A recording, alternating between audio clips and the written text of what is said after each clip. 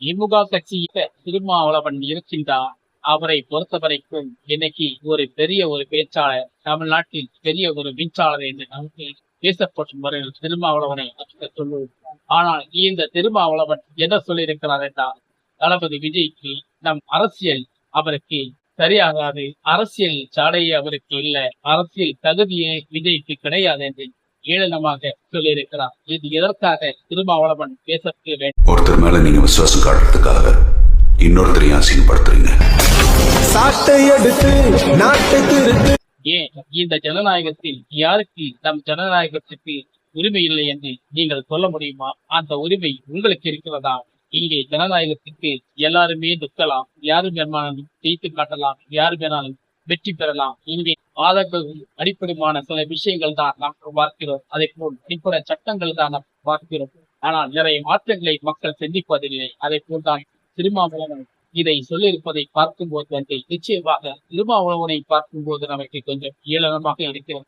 நீங்கள் நல்ல ஒரு வேட்பாளர்களாக இருக்கலாம், ஆனால் விஜயின் இந்த எதிர்முறையான சில விஷயத்தை நீங்கள் எதிர்த்து பேசுவதை பார்க்கும்போது உங்களுக்கு பயம் காட்டுகிறது என்பதை சுட்டிக்காட்டாக சொல்லப்படுகிறது.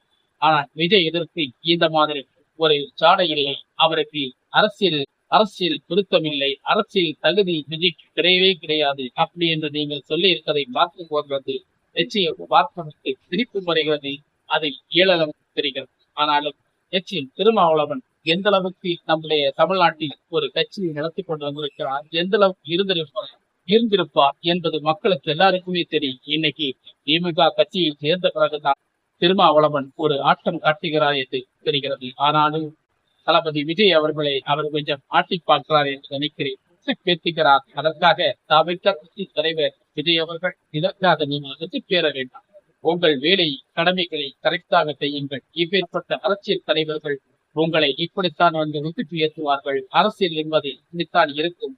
உங்களை ஒத்துப்பேற்றி வேடிக்கை பார்ப்பதற்கு மக்கள் மனதில் இடம் பிடிக்காமல் போகும் என்ற ஒரு இடத்தை அங்கமாக பார்க்க வைப்பதற்காக திருமாவளவனின் இந்த நாடகம் விஜயிடம் ஈடுபடுமா அல்லது விஜய் இதை புத்திசாலித்தனமாக எடுத்துக் கொள்வாரா என்பதையும் நமக்கு பொறுத்திருந்துதான் பார்க்க தேவை.